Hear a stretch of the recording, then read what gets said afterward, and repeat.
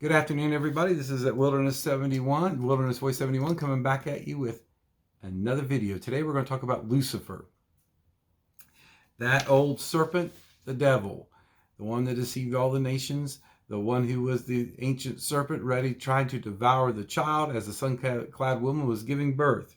We're going to talk about him because we need to know this. Now I want to start off with 1 Peter 5:8, and in that, in 1 Peter 5:8, Peter basically says that the devil goes around looking like a lion getting ready to devour you, seeking someone to devour.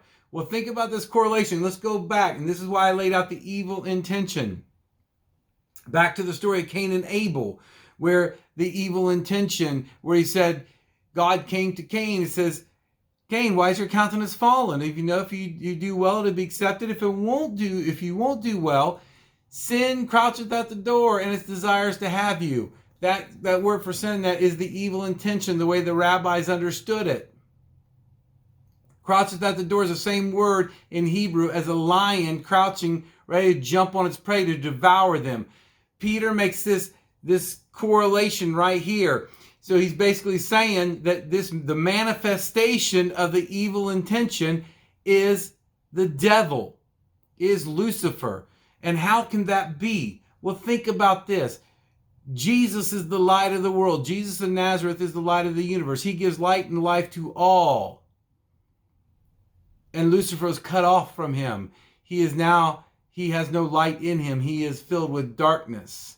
And think about this. There's that love that God has, that intention, that tirshata of love that engulfs you and brings you in. And there's another evil intention that wants to engulf you and bring you in and to what? To devour you, to own you, to have you. And this Lucifer is completely owned by the evil intention. He's full of darkness. And why is that? Well, if we go into Ezekiel,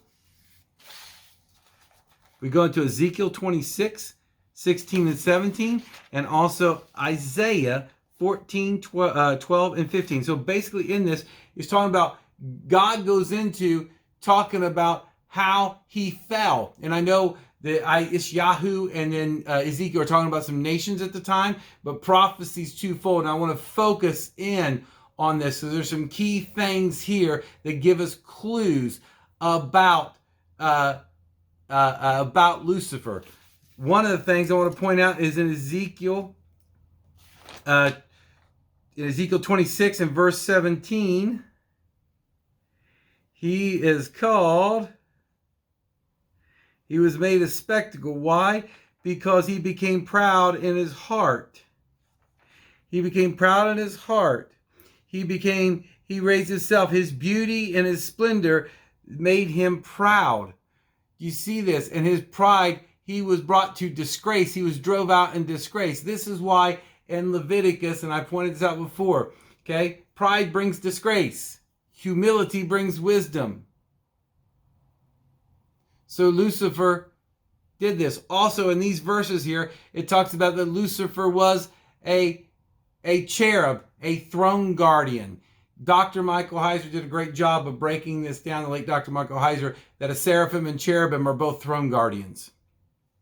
So basically that serpent being is what was shown in the Garden of Eden. From everything I've read, I believe this is the Lucifer, the original, because he's called the deceiver. He's called the deceiver. He manipulates. So we look at this. We know his pride. In these verses, it talks about how his pride ascended. He wanted to ascend his throne above the stars of heaven. So he wanted to be above what you know as angels, the Banana Elohim, the celestial sons of God, the celestial beings that God created. He wanted to be above the assembly of the mount, which is the assembly at the mount, which is the divine council, which we're going to get into. I'm going to do a video on that. There's a divine council in the congregation of God. Lucifer wanted to be above that. And he even said he wanted to make his throne above the Most High. This is why, if you go back several weeks ago, I did a video on Pharaoh versus Moses. And what was the difference between Moses because God said there's no one like him on the earth as meek as he was. But Pharaoh, as we looked at the translations of the Hebrew, when God hardened his heart, he didn't harden his heart. It was his pride and stubbornness. Pharaoh shared the same attributes as Lucifer. You're going to see this tied throughout. Okay, so we see in Genesis where God said to the serpent, I will put enmity between her seed and your seed. Parable of the wheat and the tares. Goes back to that. So Satan was cast down. This Lucifer, and back in the Old Testament called Satan, but in Jewish intertestamental writings, they developed the theology of calling Lucifer Satan, the devil. They came up with all these words because one of the things that Satan did in the Old Testament, they were the accusers. So they equate that through Lucifer. And why is this? Look at all these attributes. These, let's say in Galatians 5:22 are the fruits of the Spirit of Christ's people. Okay, we all know those fruits. Well, what are the fruits of the Spirit of the evil intention which is manifested in Lucifer? Pride, stubbornness, deception, maliciousness, strife, contention, dividing, anger, all these things that can be attributed to Lucifer. Think about what he did. He wanted to be of God. So when he couldn't, he got cast down to earth. He got cast down to the depths. He got cast down to hell. So what did he do? He went and disrupted God's creation. He went into the garden and he deceived Eve. He convinced angels, because it says the serpent in Revelation, when his tail dragged down a third of the stars of heaven.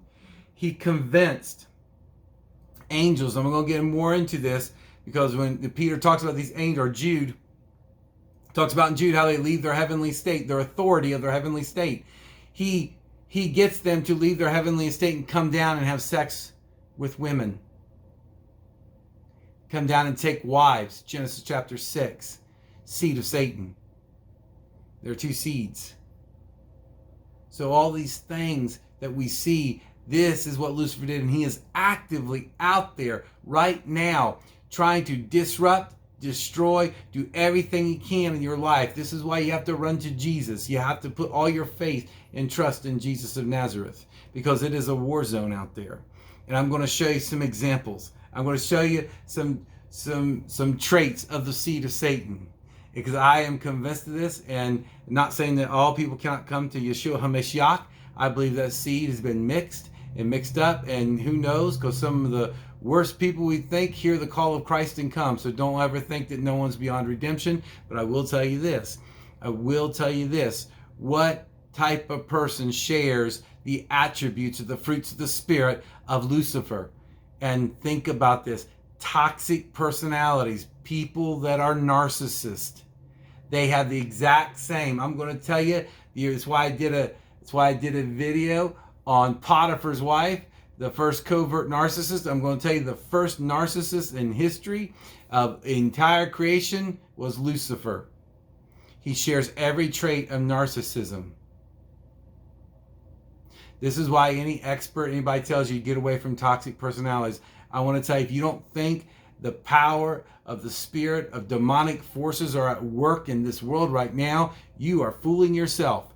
You are absolutely fooling yourself.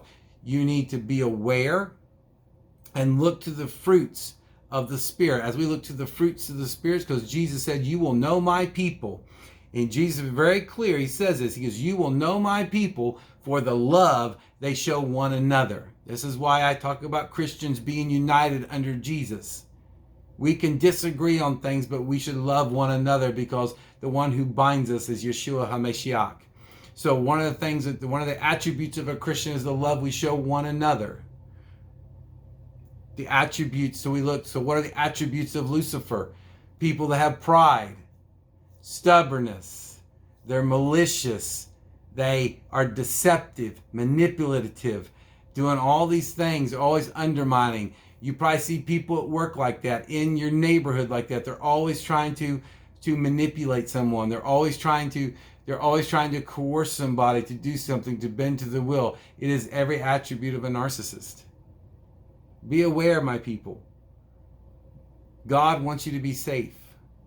Jesus wants you to walk in his love. This is why you have to walk in humility. You walk in humility, and God built his wisdom on the humble. I want you to be very aware. Open your eyes and see what's around you. These are dangerous times we're in. And I want you to get this kind of overview of Lucifer, because we're going to get into some more things. Next week, we're going to start breaking into some more things, going further and further in. I gotta lay out a few more things, and then we got to get back into some of the timelines of history, of some of the things I think you'll find very interesting. But I wanted to break down this because it's important. If we're going to lay out a board, we need to know the players. And this Lucifer is very real, very powerful. And I'm going to tell you something about this. There's something to this evil intention, because when in Hebrews, when it says Michael the archangel was contending with Satan over the body of Moses, he did not dare slander Satan. He simply said, "The Lord rebuke thee." I think even if we give into anger at all, our maliciousness thinking, the evil intention is already won. We have to eschew all anger, malice, revenge, all those things. People wrong you. They try to destroy you. The evil intention tries to do that through its people, the workers of iniquity. But you have to love and walk away, knowing that Jesus of Nazareth will take care of you, knowing that Jesus of Nazareth will save you, knowing that Jesus of Nazareth, he will get judgment. He is the priest on the order of Melchizedek. And what Melchizedek means, and I'll do a video on this, means righteousness and justice. He will bring righteousness and justice. We have to put our faith in him and him alone. We have to walk away from every kind of maliciousness and anger. And so I want that to be very clear to you guys. It is my hope and prayer that the mercy, love of Jesus Christ be upon you and through you and in you. And you all have a great evening, and I will see you next week.